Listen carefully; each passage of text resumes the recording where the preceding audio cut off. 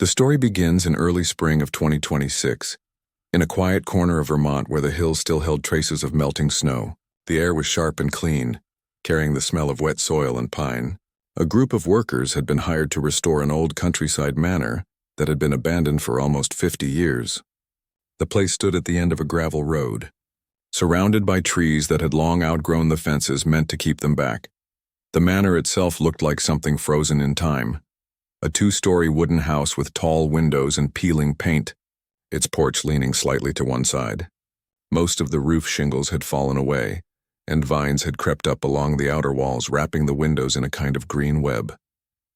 Inside, the air was thick with dust and silence. Every step stirred small clouds of dirt that shimmered in the faint light cutting through broken glass. The restoration crew wasn't expecting much from the job. Their task was simple: clean out the structure, clear the debris, and prepare it for an upcoming renovation project. The owner, a local historian, had purchased the property with plans to turn it into a museum dedicated to early 20th century architecture. For the workers, it was just another job, but none of them had any idea that what they were about to uncover would change the way they looked at history and at human connection forever. On the second morning of work, the team entered the large front room, which seemed to have once been a parlor. The windows were boarded shut from the inside, leaving the space dim and cool. The floors were covered with broken plaster and fallen wood panels, but under the mess, they could still see the elegant outlines of the original design: crown moldings, a marble fireplace, and faded wallpaper with golden vines. Near the center of the room stood something bulky, covered in a heavy canvas sheet. One of the workers brushed the edge with his boot, and a soft thud echoed back. He looked at the others and said, "Feels solid. Could be furniture." Together they pulled the dusty cover aside. Beneath it, coated in layers of grime and cobwebs, was a large grand piano. At first it was hard to tell what kind it was. The wood had lost its shine and some of the keys were missing. But when they cleared more dust away, they noticed the faint outline of a brand name carved into the fallboard: Steinway & Sons. Even in that state, it was a remarkable find. The piano looked like it had been there for decades, untouched, silent, and forgotten. The workers called in their team lead, a calm woman who had been overseeing the project. She walked slowly around the instrument, tracing a finger along the cracked wood. "This must have cost a fortune in its time," she murmured. "It's a Model D, early 1900s maybe." The team decided to leave the piano where it stood until they could bring in professional restorers to evaluate it. But before they left the room, one of them pressed a few of the remaining keys out of curiosity. The sound that came out wasn't music, just a low, hollow groan, like the house itself was sighing. It sent a chill through everyone present. Over the next few days, as the crew worked on other parts of the manor, their attention kept drifting back to that piano. Something about it didn't feel ordinary. It wasn't just the way it stood alone in the middle of the parlor, or the strange heaviness of the air around it. There was something else, something they couldn't quite name. Late one afternoon, as sunlight poured through a gap in the boarded windows, one of the younger workers decided to take a closer look. He leaned down to inspect the piano's legs and noticed faint scrape marks on the wooden floor beneath. The instrument had clearly been moved several times, even though it looked too heavy for anyone to lift easily. He also saw that one of the panels underneath seemed slightly loose, almost as if someone had tried to open it before. He called the lead over. Together, they crouched beside the piano and tapped on the wood. The sound wasn't even. Some spots echoed hollow while others felt solid. That difference caught her attention immediately. She fetched a small tool and carefully slid it under the edge of the loose panel. The wood creaked and came free with a gentle pull. Inside, the space was darker than they expected. At first, it seemed empty, but when the light hit just right, they saw a faint metallic glint deep within. They both paused. The air felt heavier. "Looks like something's in there," the worker whispered. The lead nodded slowly and reached in. Her hand brushed against something cold, a small metal box no bigger than a shoebox wrapped in a faded piece of velvet. They set it gently on the floor. The box was tarnished, its surface covered in rust and tiny dents. A simple clasp held it shut, though it had long since lost its lock. When they opened it, the smell of old paper and iron filled the air. Inside, they found a bundle of yellowed letters tied with a ribbon, a small leather-bound journal, and a black-and-white photograph. The photograph showed a young woman standing beside the same grand piano, her hands resting lightly on the keys. She wore a long white dress, her hair pinned neatly behind her head. Behind her, sunlight streamed through the windows, the same windows that were now boarded and broken. At the bottom of the picture, in neat handwriting, was a date, August 1912. The room fell silent. The workers exchanged looks, unsure of what to do next. The lead carefully placed the items back into the box.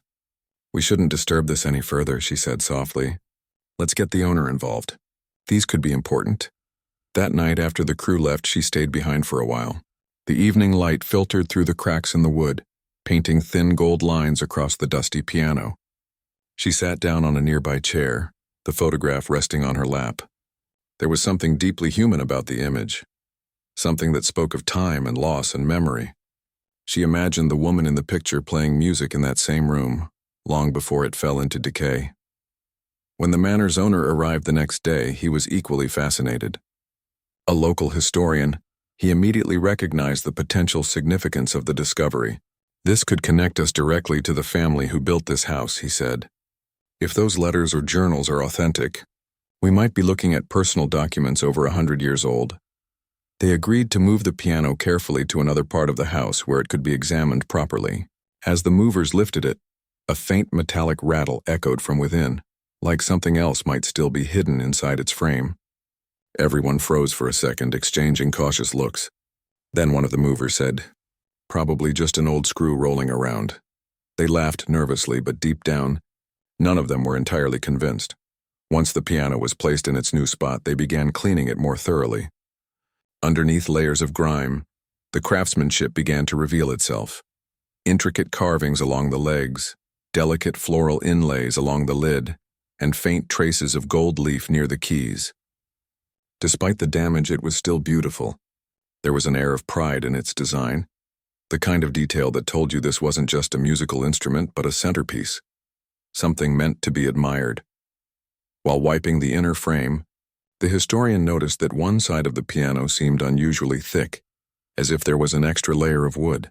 He ran his fingers along the seam and frowned. "This isn't standard," he muttered. Pianos from this era didn't have compartments like this. The discovery of the tin box and photograph had already stirred curiosity, but this new irregularity pushed it further. Was it possible that the piano had been modified after it was built? And if so, why? The historian decided to bring in a restoration specialist to help answer those questions.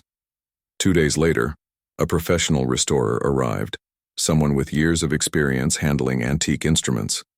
She examined every inch of the piano, tapping lightly on the frame, lifting the lid and peering inside with a flashlight. Finally, she straightened up and said, "Whoever altered this piano did so carefully. It's not a random fix. There's a purpose behind it." That comment sent a ripple of intrigue through the room. The workers gathered around, drawn in by the mystery. The restorer continued, "If you look closely, you can see faint tool marks here along the inner panel. Someone removed part of the structure and then sealed it back again. They must have hidden something." The historian smiled faintly. "Hidden something inside a piano?" He repeated, half amused, half astonished. "That's a new one." But the more they thought about it, the more sense it made. Back in the early 1900s, large instruments like grand pianos were common in wealthy homes, and because they were heavy and rarely moved, they made perfect hiding spots for valuables or personal secrets. If someone wanted to keep something safe or private, a piano would be the ideal place. Over the next week, the story began to spread among locals. Word traveled fast in small towns, and soon people were driving out to the old manor just to catch a glimpse of the mysterious piano that might hold a hidden secret. Some thought it contained family jewels. Others whispered about love letters or even money hidden away before the Great Depression. Through it all, the restoration crew kept working, but there was a different energy now, a quiet anticipation that made every creak and hollow sound feel meaningful. The piano, once a forgotten relic, had become the heart of the project. One evening, as the sun set and the workers packed up their tools, the lead stayed behind again. The light from the window fell directly on the piano, bathing it in soft orange glow. She ran her fingers gently over the keys, pressing one down just enough to hear a faint note. It was slightly off pitch, but still beautiful in its own broken way. She sat there for a while, listening to the echo fade. The sound seemed to carry something, a whisper of the past maybe, or a memory waiting to be told. Whatever it was, she could feel it. A quiet pull that told her this piano wasn't finished speaking yet, and she was right. Because what lay hidden inside that instrument, what had been waiting silently for over a century, was more than anyone could have imagined. The morning light crept slowly through the dusty cracks of the old manor, painting thin lines across the floor. The crew returned early, carrying fresh tools and careful excitement. Ever since the discovery of the small tin box in the photograph, everyone had been talking about the piano. It wasn't just another antique anymore. It was something alive with mystery. People from nearby towns had started visiting, asking if they could see it. But the piano stayed right where it was, in that quiet corner of the parlor, guarded like a secret that didn't want to be rushed. The historian arrived carrying gloves and notebooks. He had spent the night reading through the letters they found inside the box. Most of them were too fragile to unfold completely, but from what he could read, they were written in delicate handwriting, filled with emotion. The letters were all addressed to someone named Thomas. They spoke of longing, music, and moments shared inside the very same house. But none of them were signed with a full name, just a single initial. That morning, while the crew cleared debris from another room, the historian and the restoration specialist focused their attention on the piano. The specialist brought in a small set of wooden tools, gentle enough to work without damaging the old structure. She explained that she wanted to check the uneven parts of the frame again. "If there's another compartment," she said softly, "we'll find it." The air in the room was still. Every small sound, the click of a tool, the creak of the floorboard, echoed through the space. Slowly, she began removing the outer panels one by one. Dust fell in slow spirals, glimmering in the sunlight. The historian watched closely, taking notes. They were careful, respectful. It wasn't just about uncovering an object. It was about touching a piece of someone's life. As they worked, they discovered something interesting near the lower section of the piano, just beneath the keyboard. The wood grain changed slightly in color and texture, almost as if that part had been replaced or covered. She tapped on it gently. It made a dull sound, hollow. She looked up, meeting the historian's eyes. "There's definitely something inside." It took nearly an hour to loosen the old nails without splitting the wood. The smell of old varnish and metal filled the air. When the final piece came loose, they saw it. A narrow rectangular space carved into the piano's inner wall. Inside, resting on a ledge of darkened wood, was another object wrapped tightly in fabric. The historian leaned closer but didn't touch it at first. The fabric was old, maybe linen, discolored with time. He slowly unwrapped it. Inside was another small box. Wooden this time, polished smooth, though slightly cracked at the edges. The lid had initials carved into it. M.W. No one spoke for a few seconds. The initials matched the letter M that appeared in the notes from the tin box. Carefully, he opened the lid. Inside were more folded letters, a silver locket, and a small key tied with a ribbon. The locket had a tiny clasp shaped like a flower. When he opened it, he found two miniature portraits painted inside. A young woman on one side, a man with soft eyes and dark hair on the other. The restorer felt her throat tighten. The portraits were so detailed and personal that they seemed alive even after all these years. The historian studied them closely. "That must be her," he said quietly, pointing to the woman. The same face from the photograph. The young woman's expression was gentle but strong, the kind of face that carried both innocence and determination. The man beside her had the look of someone used to being outside the world she lived in. His collar was simple, his features honest. They looked like two people who shouldn't have belonged together but did anyway. Inside the box, beneath the letters and the locket, they found a folded piece of aged paper. When the historian opened it, his hands trembled slightly. It was a short note written in faded ink. "If you have found this, then our secret has lasted longer than we ever dreamed. The music knows the truth." The historian read it aloud, his voice quiet but full of wonder. "The music knows the truth," he repeated. "What do you think that means?" The restorer smiled faintly. "Maybe it's not meant for us to know yet," she said. They took photographs of everything for records, then placed the items carefully back into the box. The historian promised to research the initials and try to trace the names. As they stood back looking at the piano, it was clear that it was no longer just furniture. It was a time capsule of human emotion. Later that day, They moved the piano under better light to continue their work. As they examined its insides, they found even more irregularities, hidden screws that didn't match the era, small patches of wood that seemed newer than the rest. It was becoming obvious that someone had gone to great effort to build secret spaces within the instrument. The restorer paused for a long time, studying the craftsmanship. "Whoever did this," she said, "wasn't just hiding things.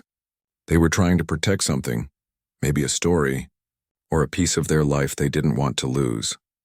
That evening, after the team left, the historian sat at the old desk near the window, surrounded by the boxes, letters, and notes. The smell of age and dust filled the room. He opened one of the letters again and read slowly under the dim light. The words were tender, written in the quiet language of two people who loved each other in secret. One of the letters said, "I heard you play again tonight." The melody drifted through the trees. "I knew it was you because no one else could play that way. I wanted to answer, but I couldn't. Father watches everything. One day, when you hear silence instead of music, know that I am still listening." The historian leaned back, his eyes fixed on the piano across the room. He could almost hear it, faint music from a century ago, played by hands that once trembled with both hope and fear. Over the next week, the discovery attracted attention from local reporters. They came with cameras and questions, eager to capture the story of the mystery piano. The crew did their best to keep the work private, but curiosity spread like wildfire. Some people believed the piano contained treasure. Others said it was haunted. But for the people working inside that house, it wasn't about superstition or money anymore. It was about uncovering a human story frozen in time. The historian visited the local records office, searching through old property documents and family archives. After days of research, he finally found a match for the initials, Margaret Whitmore. She was the daughter of the original owner of the manor, born in 1892. Records showed she had lived there until around 1913. The same year, several local newspapers mentioned the mysterious disappearance of a young musician named Thomas Reed. When the historian read those lines, his hands went cold. Everything matched: the letters, the photograph, the initials. Margaret and Thomas. Their story, though still unclear, was beginning to take shape. He returned to the manor with copies of the old articles. The crew gathered around as he read one aloud. It described a small-town musician who used to perform at gatherings in the Whitmore estate. Rumors suggested he had fallen in love with the family's daughter, a romance that caused great tension between him and her father. The article ended with a single sentence that sent shivers through the room. Thomas Reed was last seen on the evening of February 12, 1913, leaving the Whitmore residence after a private performance. He was never seen again. No one spoke for several seconds. The restorer finally said, "So that's what she meant in the note. The music knows the truth." Maybe the piano itself holds the last piece of their story. That night they decided to examine the instrument again, but this time with even more care. They removed the bottom frame piece by piece, searching for anything that might explain the connection. It was then that they noticed another small space beneath the soundboard, not visible from the outside, hidden by design. When they pried it open, they found a bundle of thin papers carefully rolled and tied with string. The restorer's hands trembled as she unwrapped them. They were pages of handwritten music, notes, bars, and markings, all beautifully arranged. At the top of the first page, in graceful handwriting, were the words, "For M, so you will never forget my song." The historian's breath caught. "It's his," he whispered. "Thomas wrote this." The restorer gently placed the sheet music on the piano's stand. The notes were still legible, though the ink had faded in parts. She pressed one of the keys lightly, then another, following the written melody as best she could. The piano was out of tune and old, but even in its broken voice, the music carried something powerful, something tender and haunting. For a few minutes, no one moved. The sound echoed through the empty house like a ghost finally speaking after 100 years of silence. When the last note faded, the restorer wiped her eyes. "He left his music for her," she said softly. "He must have hidden it here, knowing she'd come back for it someday." They sat quietly, each lost in thought. The historian looked at the locket again, the faces of the young couple side by side. "Maybe she never got the chance," he said. "Maybe that's why she left the journal, to make sure someone someday would find their story." Outside, the sky had darkened and the wind whispered through the trees. Inside the old manor, the piano stood in silence once again, but now it wasn't just an instrument. It was a witness. It had held love, loss, and memory for more than a century, waiting patiently for the right hands to uncover its truth. And though none of them could yet see where this discovery would lead, everyone in that room knew one thing for certain. The story wasn't over. The piano still had more to tell. The house felt different after the day they found the sheet music. It was as if the silence had changed. The piano stood tall and still, but now everyone who walked past it slowed down just a little, as though it carried a heartbeat of its own. The crew worked quietly, and even their footsteps seemed gentler. Nobody wanted to disturb the story that had begun to unfold there. The historian arrived early that morning, carrying a new discovery, the small leather journal that had been in the first tin box. He had finally been able to clean and open its fragile pages using proper conservation tools. Now he was ready to read it carefully. He placed it on the table beside the piano. The cover was cracked, and the edges of the pages had turned brown with age. But the handwriting inside was still clear, written in soft blue ink. He read the first page out loud so everyone in the room could hear. April 2nd, 1912. Father says the world is changing too quickly. He worries about the people who come to the house now. Musicians, painters, dreamers. He doesn't trust them. I wish he could hear what I hear when the music fills this room. It feels alive. The historian paused, glancing up at the others. She must have been young when she wrote this, he said. Maybe in her early 20s. He turned to the next page. Today I met someone new. He came with the music group Father invited for the evening. His name is Thomas. He plays the piano like it's part of his soul. When he played tonight, the house fell silent. Even Father listened. I don't know what it was about his music, but for a few minutes I forgot everything else. The room grew quiet again. The restorer looked at the piano, running her fingers along its edge. That must be how it started, she whispered. The historian nodded. Yes, and I think the piano we found might be the same one she's talking about. He continued reading. The next few pages told small, tender moments. The writer described how the musician began visiting more often, helping tune the piano and fix its worn keys. She mentioned how they talked quietly in the evenings when no one else was around. The tone of her writing shifted. The words grew warmer, fuller of life.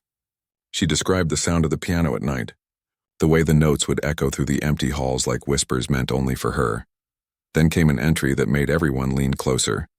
June 12th, 1912. I think Father suspects something. He asked why I spend so much time in the parlor when the house is empty. I told him it's for practice, but he knows I never play anymore. Thomas says I shouldn't worry, but I can see it in his eyes too. We write letters now, just in case. He hides them under the piano lid when no one is looking. It's our secret, the historian looked up. So that's why the letters were hidden there. They must have been leaving messages for each other through the piano. The restorer smiled softly. It's beautiful, isn't it? They used music and words to stay close when they couldn't be together. As the historian turned more pages, the story deepened. The young woman wrote about the growing tension in the house, her father's anger, the disapproval from guests, the way servants whispered behind closed doors. She described how Thomas began avoiding public visits and would only come late at night, when everyone else had gone to bed. September 4th, 1912. He played a new piece tonight. He said it was for me. I wanted to tell him how much it meant, but I couldn't speak. My chest felt too full. He smiled and said music could say what words never could. I think he's right. By now, the historian's voice had softened. The story didn't feel like history anymore. It felt like standing inside someone's memory. The next few entries darkened in tone. The handwriting grew sharper, faster, like it had been written in fear. November 19th, 1912. Father caught one of the letters. He didn't say much, but I saw it in his eyes. I don't think he'll forgive me. He says I've shamed the family. He forbade Thomas from coming here again. But I can't end it. I won't. The historian stopped reading and took a deep breath. This part must have been difficult for her, he said quietly. Imagine being trapped between your family and the person you love. The restorer nodded slowly. She probably felt like the walls were closing in, he continued. December 5th, 1912. I haven't seen him in weeks. I hear music in my dreams now. Sometimes I think I can hear him playing from outside, but when I look, there's only wind. I can't write him anymore. Father has locked away my paper. I found a new way to send notes. I carved a small space under the soundboard while he was gone. When he returns, I'll tell him to look there. Everyone in the room exchanged glances. That was the exact spot where the restorer had found the second set of letters and music sheets. It meant they had touched the same space that had once been her secret connection. The historian flipped through more pages, each one a window into a life filled with quiet strength. January 3rd, 1913, he came back. I don't know how he did it, but he found a way into the garden at night. We talked by the piano again. He said he has a plan for us to leave. He wants to travel west where no one will know who we are. I said yes. I didn't even hesitate. I just said yes. January 10th, 1913, everything is ready. He said he will come for me after the next full moon. I've packed my mother's locket and his music. I told him I'd leave the journal here hidden so if something happens, someone will know. The historian read the final entry slowly, his voice heavy. February 11th, 1913, I heard the piano again tonight. It was his song, the one he wrote for me. I waited by the window, but he never came. The music stopped too soon. Father has been pacing the halls. Something feels wrong. If he cannot find me by the music, then let the piano keep our truth. When the historian stopped reading, the room stayed silent. Even the sound of the wind outside seemed to pause. Everyone felt the weight of that final line. The restorer placed her hand on the piano and whispered, "She never left." The historian nodded slowly. And he never came. Something happened that night. Over the next few days, they searched for clues in town records and old newspaper archives. They discovered that Thomas had indeed gone missing the very night before their planned escape. No trace of him was ever found. As for Margaret, she remained in the house until her death many years later. The record said she never married, and the piano stayed in the parlor until the estate was abandoned. When the historian shared this information with the crew, no one spoke for a long time. It was one thing to find letters and journals, but realizing the ending, that their love never had a chance, gave the story a quiet sadness that lingered in everyone's chest. One evening, after most of the team had gone home, the restorer stayed behind again. The sun was setting and the golden light stretched across the piano's surface. She opened the fallboard and touched the worn keys. They felt warm under her fingers. Slowly, almost without thinking, she began to play the notes from the sheet music they had found. The sound was uneven, fragile, but as the melody formed, it filled the room with something alive. It was the same song Margaret had written about in her journal, the song Thomas had played for her. The wall seemed to listen. The air felt heavy but peaceful. When the last note faded, she sat there quietly. It felt as if the house itself had exhaled. Later, the historian joined her. He placed the journal beside the piano and said, "We've given them back their voice. After all these years, their story finally has someone to hear it." They decided to record the piano sound, capturing the song in its broken, haunting tone. When they played it back, even through static and creaks, the melody carried something deeply human, like a memory resurfacing after being buried too long. As days passed, more people came to see the piano. Some cried when they heard the story. Others stood in silence, just listening.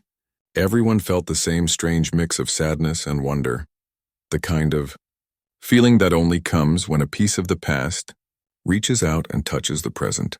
The historian eventually had the letters and journal preserved in a local museum.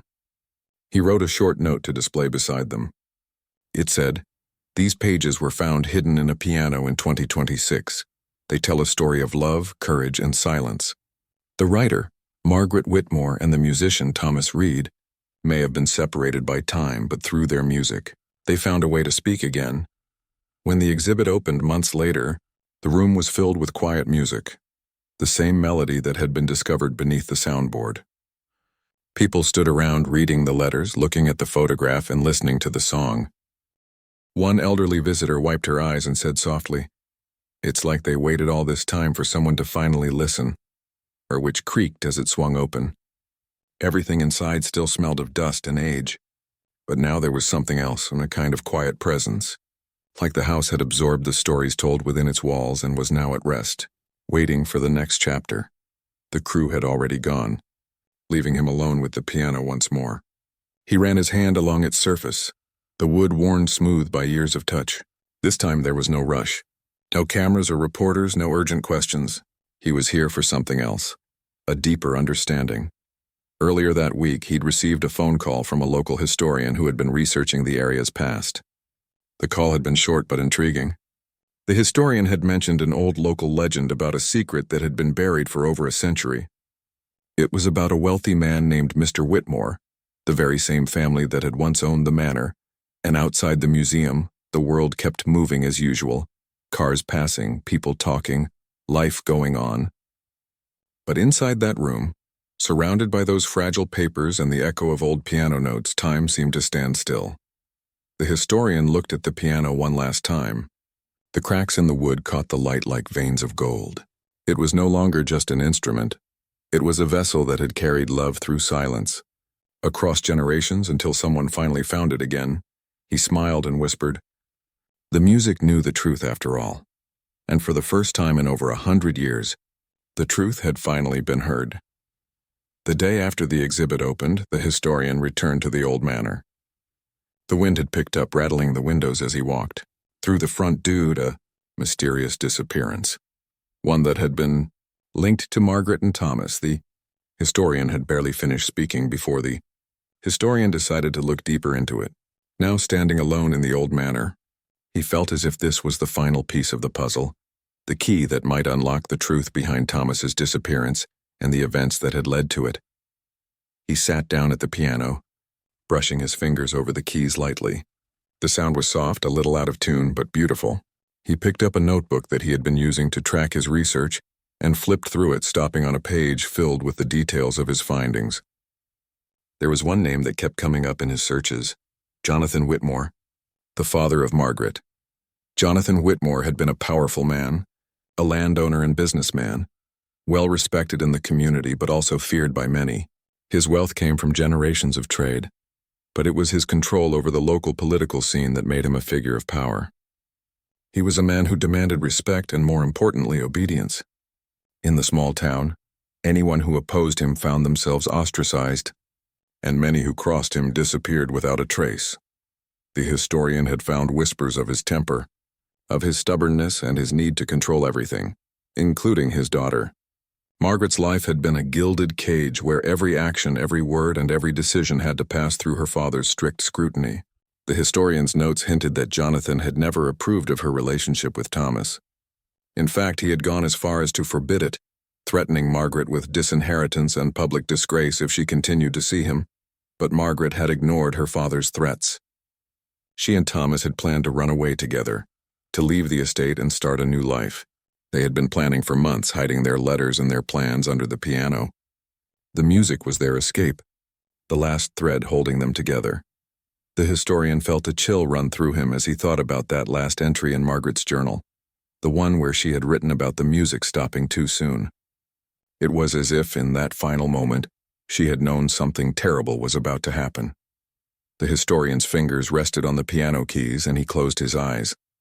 He could almost hear Thomas's music filling the room, the soft notes that Margaret had described in her letters. The melody was haunting, a beautiful mixture of longing and sorrow. He knew that whatever had happened between them had left its mark on this place, on the piano, on the walls, and in the silence that followed. Then, just as he was about to stand up, something caught his eye. It was a small faded piece of paper sticking out from between the keys, almost as if it had been tucked there intentionally. He picked it up carefully, unfolding it with trembling hands. The paper was thin and brittle, but the words were still legible. "The night you leave, I will know. Don't look back. We cannot be together." The words felt like a punch to the gut. They were written by Thomas, no doubt. The handwriting was the same as the letters they had found in the piano, the same shaky script. The historian stared at the words for a long time, trying to make sense of them. What had happened? Why had Thomas written such a note? Why had he abandoned her? The historian felt a deep sense of sorrow wash over him. He had uncovered so many details, so many small pieces of the puzzle. But this was something different. This was personal. This was the moment of betrayal. Thomas had clearly known that something had gone wrong. But what? The historian put the paper down and stood up, feeling restless. He needed to find more answers. He needed to know exactly what had happened on the night Thomas disappeared. He walked out of the parlor, through the empty halls, and into the dusty library where they had found the original letters. It was there that he discovered something strange. In the back corner of the room, behind a stack of old books, was a hidden drawer in the wall. It was old, the wood warped and covered in years of dust. The historian ran his fingers over it, and to his surprise it opened with a creak. Inside, he found a collection of papers, some yellowed with age, others nearly falling apart.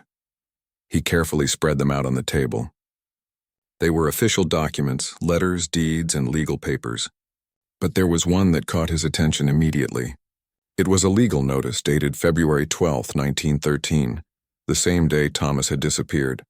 It read, "The undersigned hereby requests the immediate search of the Whitmore estate for the whereabouts of the individual known as Thomas Reed. The request is made in connection with the ongoing investigation into the theft of family property." The historian's heart skipped a beat. Theft? Thomas had been accused of stealing from the Whitmore family? That was the reason behind his disappearance? He couldn't believe it. There was no mention of any other motive, no indication of the relationship between Thomas and Margaret. It was as if the family had wanted to cover up everything, to bury the truth along with the man who had loved their daughter. He kept reading. There was a second document, this one much darker.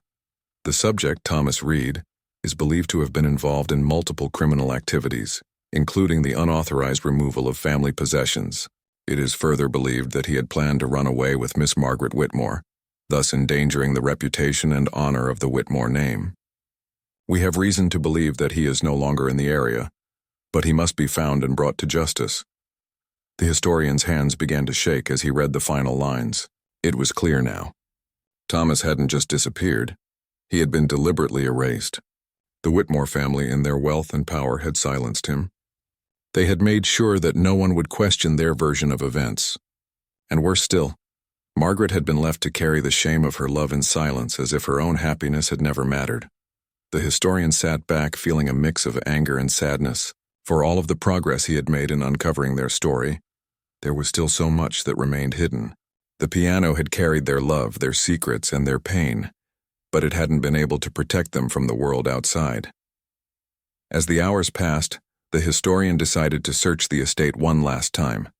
He went through the old rooms, checking corners and crevices for anything else that might tell him more about what had happened.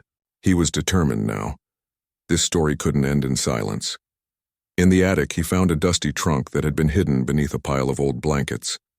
The trunk was locked, but the key was on a nearby shelf, sitting alone in a small wooden box. He opened it slowly. Inside, he found more letters, old photographs, and a small sealed envelope. The envelope had a name written on it in faint, shaky handwriting. Margaret. The historian opened it carefully, taking out the letter inside. It was from Thomas. He read the words aloud, his voice heavy with emotion. Margaret, if you ever read this, I hope you understand why I couldn't stay. It wasn't because I didn't love you. It was because I was afraid. I was afraid of what your father would do to me, to us. I'm sorry. I wish I could have been the man you needed me to be, but I couldn't risk it. Please forgive me, and know that wherever I go, I'll carry you with me in my heart forever. The historian closed the letter slowly. It wasn't a happy ending, but it was an ending. It was the truth that had been hidden for so long. Thomas had left, not out of betrayal, but out of fear. He had loved Margaret more than he had loved his own life, and yet he had felt that he had no other choice but to leave her. The historian looked around the attic, the dust motes floating in the shafts of light. He had come here looking for the truth, and now he had it, as painful as it was. He stood up, carrying the letter with him. When he returned to the piano, he placed the letter on the keys as if offering it back to the memory of the people who had left it there. The room fell silent once more, but this time it was a quiet piece. It was done. The story of Margaret and Thomas had been heard. And now, at last, they could rest. Weeks had passed since the exhibit opened, and yet every day felt the same. Quiet, filled with the low hum of life continuing on, but something intangible had shifted. The manor had changed too. The once cold, imposing house, so full of secrets, now seemed to carry a lighter energy. It was as though, with the uncovering of Margaret and Thomas's story, the house had finally let go of the weight it had carried for so many years. The music that had been silenced long ago had been heard again, and it had been acknowledged. The historian, who had spent so much time with their story, now found himself returning to the manor less frequently. His work was complete, and the letters and photographs were safely stored in the museum for anyone to come and read. The piano was no longer just an object to him. It was a symbol, a keeper of memories and emotions that had never fully died, even after all these years.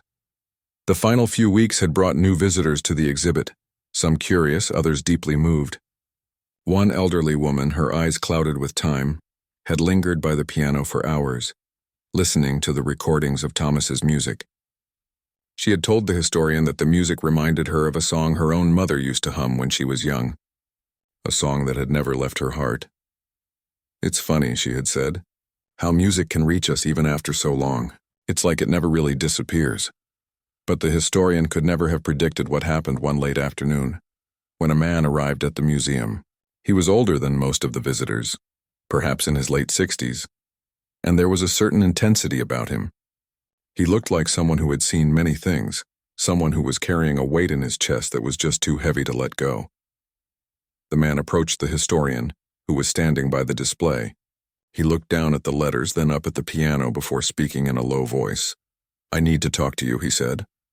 The historian, surprised, nodded and gestured for the man to sit. They moved to a quiet corner of the museum, away from the few other visitors still wandering around. The man's eyes were sad, but there was something else in them too, a kind of quiet urgency. "My name is Thomas Reed," the man said. The historian froze. The name felt like a jolt, like hearing the echo of something long forgotten. Thomas Reed. The same name that had been written on the letters all those years ago. The same man who had disappeared without a trace. The one who had left a broken-hearted young woman behind. "I know who you are," the historian said carefully, his voice barely above a whisper. Thomas nodded, his expression serious.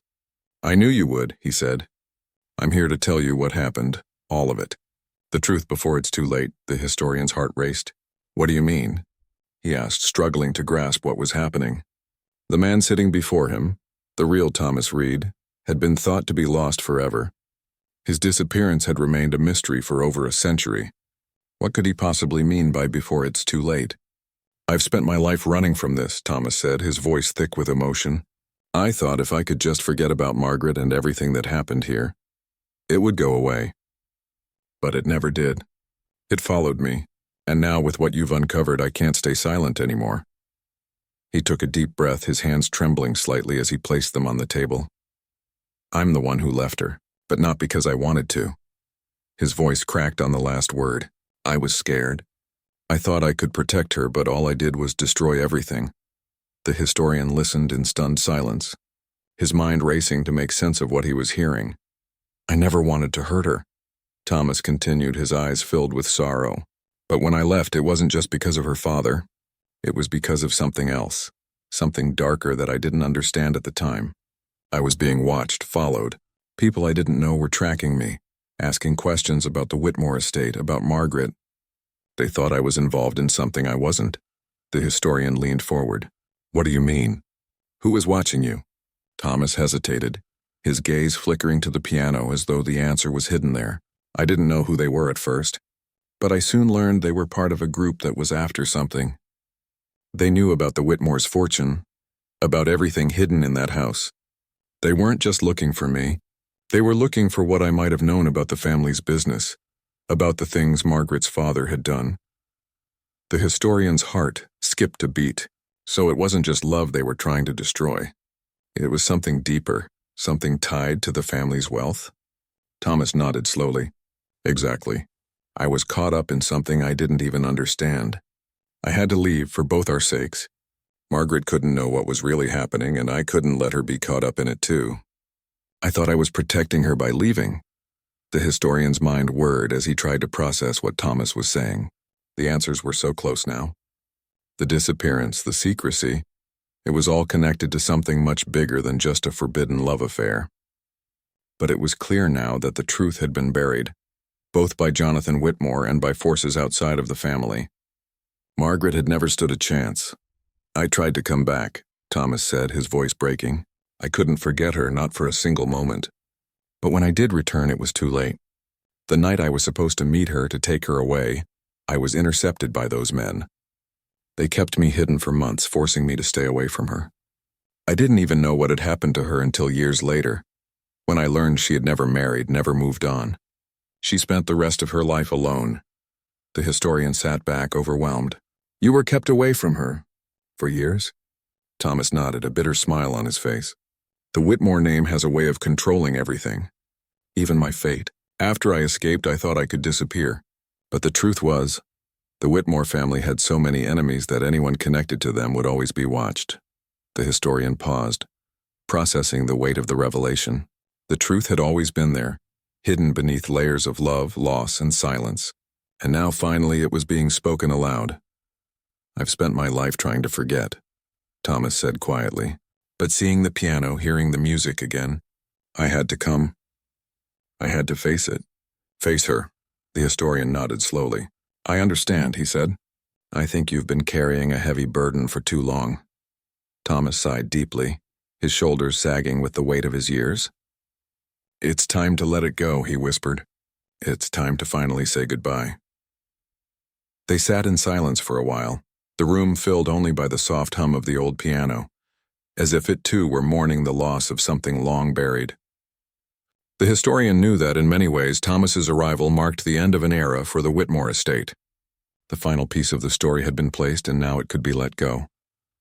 I came here for a reason, Thomas said, breaking the silence, to give Margaret's story a proper ending. I never wanted to be the one who hurt her. I never wanted to be the cause of her pain. But I was, and now it's time for the world to know the truth. The historian nodded, understanding what Thomas meant. Margaret's story, Thomas's story, their love, their pain, and their losses, had been kept hidden for far too long. But now, in this quiet room filled with history and music, the truth was no longer buried. They stood up together, and Thomas walked to the piano, where he gently placed his hand on its surface. He closed his eyes, and for a moment the room was still. Then, with a deep breath, he began to play. The sound was soft at first, but gradually the notes grew stronger, filling the room with a hauntingly familiar melody. It was the same one Margaret had written about in her journal, the one Thomas had played for her all those years ago. And now, after so many decades of silence, it was heard once more. As the last note faded into the air, Thomas turned to the historian. I think she's finally at peace, he said quietly. The historian smiled, feeling a sense of closure that had eluded him for so long. Yes, I think she is. And with that, the music played on, carrying their story into the future where it would never be forgotten again.